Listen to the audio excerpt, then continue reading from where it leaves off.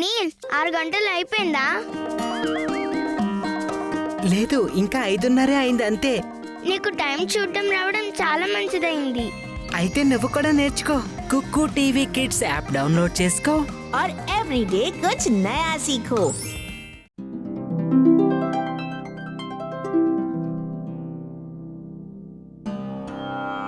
చాలా సంవత్సరాల క్రితం రాయ్నగర్ అనే పేరున్న ఒక రాజ్యంలో రఘు సింగ్ అనే ఒక బట్టల వ్యాపారి ఉండేవాడు. రఘు సింగ్ ఎప్పుడూ దేనికో బాధపడుతూ ఏడవటమే అలవాటుగా పెట్టుకుంటాడు.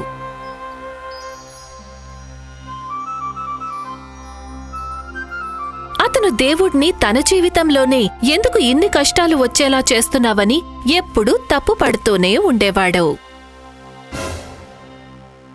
మాతా, నేను నీకు రోజూ దండం పెడతాను, నీకు హారతిస్తాను, రోజూ గుడికి వెళ్లి ప్రసాదం తింటాను. అయినా కూడా నా జాతకంలోనే ఇన్ని కష్టాలు ఎందుకు రాశావు? మాతా, ఎందుకు నా వ్యాపారం సరిగ్గా నడవడం లేదు? ఎందుకు నాకు పుత్ర సంతానాన్ని ఇవ్వలేదు?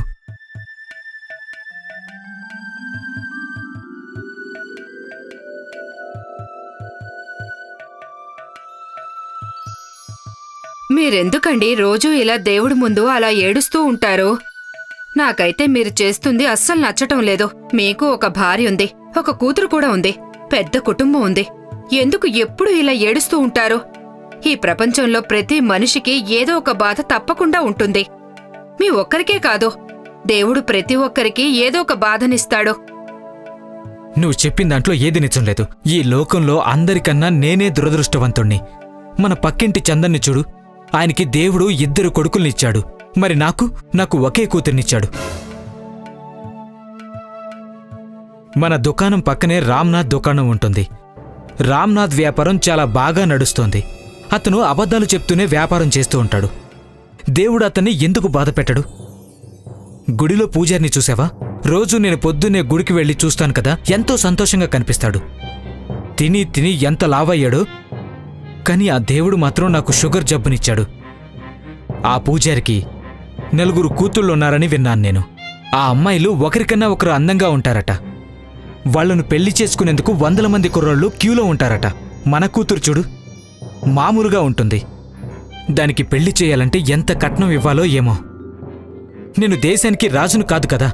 ఆ అబ్బాయి వాళ్లతో ఎంత కావాలంటే అంత కట్నం తీసుకో అని చెప్పేందుకు.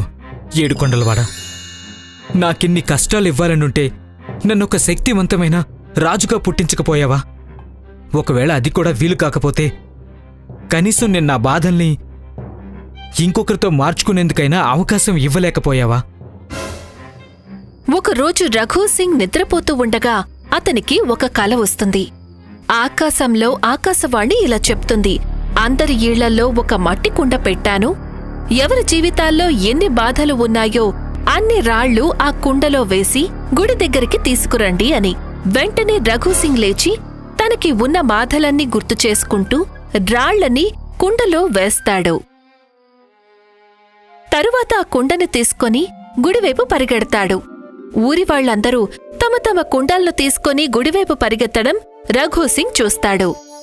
పూజారి, పక్కింటి చందన్, పక్క వ్యాపారి రామ్నాథ్ అందరూ తమ కుండలను తీసుకుని గుడివైపు పరిగెడుతూ ఉంటారు. అది చూసిన రఘు సింగ్ చాలా ఆశ్చర్యపోతాడు.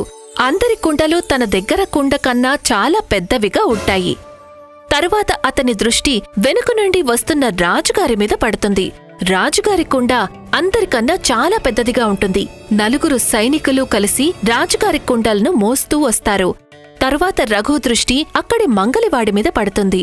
అతను రఘుతో ఇలా అంటాడు, ఆ పూజారి కడుపులో రాళ్లున్నాయి. ఆయన కూతురు ఎవరితోనో లేచిపోయింది. మీ పక్కింటి చందన్ కొడుకు ఆస్తి కోసం ఎప్పుడూ గొడవ పడుతూనే ఉంటాడు. ఇక రామ్నాథ్, ఆయన కొడుకు జోదానికి బానిసయ్యాడు. ఇక మనకు తెలియకుండా వీళ్ళ జీవితాల్లో ఇంకా ఎన్ని కష్టాలున్నాయో. ఇక వాళ్ళ పరిస్థితిని చూసి నువ్వే ఊహించుకోవచ్చు. కానీ వీళ్లంతా పైకి ఎప్పుడూ నవ్వుతూనే ఉంటారు కదా. నాకెప్పుడూ అనుమానం కూడా రాలేదు వీళ్ల జీవితాల్లో ఇన్ని కష్టాలుంటాయని. నువ్వు చాలా అమాయకుల్లా ఉన్నావు. ఈ లోకంలో వారందరూ సంతోషంగా ఉన్నట్టు నటిస్తూ ఉంటారంతే. నేను కూడా నటిస్తాను, నాకేమీ కష్టాలే లేవన్నట్లుగా. కానీ అందరి లోపల ఎన్నో కష్టాల్ని దాచుకునే ఉంటారు. రఘుసింగ్ తన కుండని తీసుకుని ఇంటికి తిరిగి వచ్చేస్తాడు. మర్నాడు రఘుసింగ్ చాలా సంతోషంగా నిద్రలేస్తాడు. అతను తనకి వచ్చిన కల గురించి తన భార్యతో చెప్తాడు. ఒక విషయం చెప్పండి, మీరు మీ కష్టాల కుండని ఇంకొకరితో ఎందుకు మార్చుకోలేదు? మొదటి విషయం ఏంటంటే మిగతా వాళ్ల కుండలు నా కుండ కన్నా చాలా పెద్దవిగా ఉన్నాయి. రెండోది ఏంటంటే నేను పడే కష్టమేంటో నాకు తెలుసు. ఒకవేళ నేను ఇంకొకరి కుండను తీసుకొస్తే అందులో ఏమేం కష్టాలున్నాయో నాకెలా తెలుస్తుంది? మన కష్టాలతో బ్రతకడం మనం అలవాటు చేసుకోవాలి. నువ్వు చెప్పింది అక్షరాలా నిజం. అందరికీ ఏదో రకమైన కష్టం ఉంటుంది. దాన్ని తలుచుకుంటూ మనమెందుకు బాధపడాలి? ఈ రోజు నుండి నేను చాలా సంతోషంగా గడుపుతాను. ఇక ఎప్పుడూ ఆ దేవుణ్ణి తప్పు పట్టను. ఆ రోజు నుండి రఘుసింగ్ సంతోషంగా జీవిస్తూ ఉంటాడు. మేదినీపూర్ అనే ఒక రాజ్యం ఉండేది. అక్కడ షేరు అనే పేరుగల ఒక దొంగ ఉండేవాడు. షేరు ఒక దొంగ అయినప్పటికీ అతని మనసు మాత్రం చాలా మంచిది. అరే వా, ఈరోజు భలేగా గడిచింది. ఇదంతా ఆ దేవుని కృప. ఏదో చిన్న దొంగతనం చేద్దామని వెళ్ళాను, కానీ అక్కడ నాకు ఒక పెద్ద ట్రెజరీ దొరికింది. దీంట్లో బోలెడని డబ్బులున్నాయి. రోడ్డు పక్కన ఒక ముసలి వ్యక్తి కూర్చుని ఉండటం షేరు చూస్తాడు. అతను చలికి వణికిపోతూ ఉంటాడు. షేరు ఒక నోట్ల కట్ట తీసి అతనికి ఇచ్చి ఇలా అంటాడు. ఇవి తీసుకొని ఒక బ్లాంకెట్ ఇంకా బట్టలు కొనుక్కో. షేరు ఇంటికి వచ్చేసరికి అతని భార్య ఇలా అంటుంది. ఈ రోజు చాలా తొందరగా ఇంటికొచ్చేసారే. ఇప్పుడు కేవలం రాత్రి 3:30 అయ్యింది. హా, ఈరోజు నేను బందిపోటు మంగళ్ సింగ్ ఇంటికి దొంగతనానికి వెళ్ళాను. ఇంట్లో ఎవరూ లేరు, అందుకే నేరుగా వెళ్ళి ట్రెజరీ ఎత్తుకుని వెంటనే వచ్చేసాను. నీతో పాటు నేను కూడా రాత్రంతా మేల్కోవాల్సి వస్తుంది. నువ్వు దొంగతనాలు చేయడం మానే. నీకెన్ని రోజుల నుండి చెప్తున్నాను. కానీ నేను కేవలం చెడ్డవాళ్ళ ఇళ్లలో మాత్రమే దొంగతనం చేస్తాను. చట్టం దృష్టిలో దేన్నైనా దొంగతనమే అంటారు. చెడ్డవాళ్ళ ఇళ్లలో అయితే ఏంటి, మంచివాళ్ళ ఇళ్లలో అయితే ఏంటి? అయినా ఇప్పుడు మన దగ్గర బోల్డంత డబ్బుంది కదా. సరే, రేపు రాత్రి నేను చివరి దొంగతనం చేస్తాను. ఆ వ్యాపారి దౌలత్ రామ్ ఎన్నో మోసాలు చేసి చాలా డబ్బు కూడబెట్టాడు. తరువాతి రోజు రాత్రి షేరు దొంగతనానికి వెళ్తుండగా అతనితో అతని భార్య ఇలా అంటుంది. ఏమండి, ఒకవేళ మీరు పట్టుబడితే మా తాతయ్య ఇచ్చిన మాయా పౌడర్ని మర్చిపోకండి. అవును, నాకు గుర్తుంది. ఈ విషయం నువ్వు రోజు గుర్తు చేస్తూనే ఉంటావు కదా. నాకు మీ తాత ఇచ్చిన మాయా పౌడర్ని ఎలా ఉపయోగించాలో బాగా గుర్తుంది.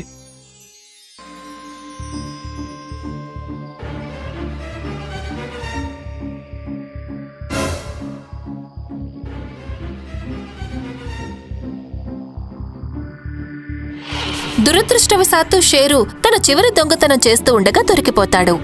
రాజు అతనికి మరణశిక్ష విధిస్తారు. వచ్చే నెల 3వ తేదీన దొంగతనం నేరం కింద నిన్ను ఉరికంబం ఎక్కిస్తాను.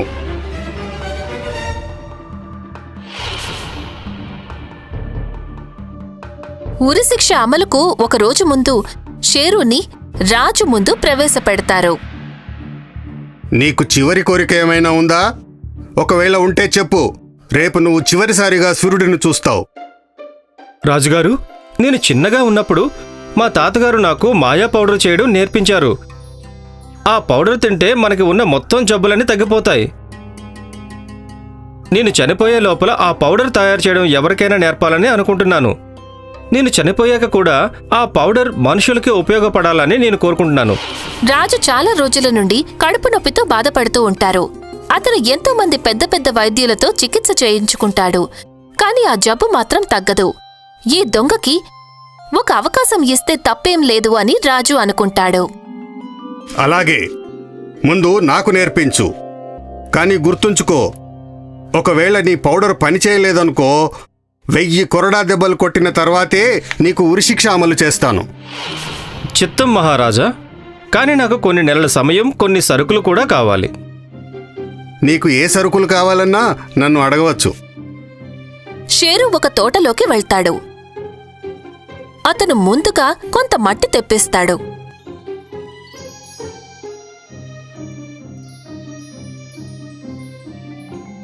సైనికులు మట్టిని తెచ్చి ఇచ్చాక దాన్ని ఆ తోటలో కింద నేల మీద పోసి చాలా రోజులు నీళ్లల్లో తడుపుతాడు. తర్వాత షేరు రాజుతో చెప్పి కొన్ని మొక్కల విత్తనాలు కావాలని అడుగుతాడు.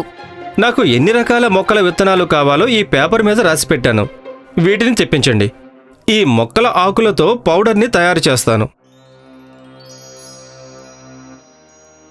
రాజు ఆ విత్తనాలు అన్నీ తెప్పించి షేరుకి ఇస్తాడు. మహారాజా, మీరు రేపు సూర్యోదయం కన్నా ముందే ఈ తోటలోకి రండి. రేపు చాలా చాలా ముఖ్యమైన రోజు. మరుసటి రోజు రాజు తన మంత్రితో కలిసి ఆ తోటలోకి వస్తాడు. ఈరోజు మనం విత్తనాలు నాటబోతున్నాం. మీలో ఎవరైనా ముందుకు వచ్చి విత్తనాలు నాటండి. కానీ వాళ్ళు ఎప్పుడూ దొంగతనం చేసి ఉండకూడదు. నేను నా చిన్నప్పుడు మా నాన్న జోబిలోంచి డబ్బులు దొంగిలించేవాణ్ణి. నేను విత్తనాలు నాటలేను. నేను గుడికి వెళ్ళి ప్రసాదం దొంగిలించి తినేవాణ్ణి. అందుకే నేను కూడా విత్తనాలు నాటలేను. రాజుగారు, మహారాజా, మీరే ముందుకు వచ్చి నాటండి. నేను కూడా చిన్నతనంలో లడ్డూలు దొంగిలించేవాణ్ణి. మరి మీరందరూ దొంగలే కదా, కేవలం నాకే ఎందుకు శిక్ష విధించారు? షేరు తెలివితేటలను చూసి రాజు చాలా సంతోషిస్తాడు. నువ్వు దొంగవే కానీ చాలా తెలివి కలవాడివి. నీకు విధించిన ఉరిశిక్షని రద్దు చేస్తున్నాను. నిన్ను ఈ దర్బారులో మంత్రిగా నియమిస్తున్నాను. షేరు ఇంటికి వచ్చాక అతని భార్య అతన్ని చూసి చాలా సంతోషపడుతుంది. ఆ భగవంతునికి చాలా చాలా కృతజ్ఞతలు, మీరు బ్రతికున్నందుకు.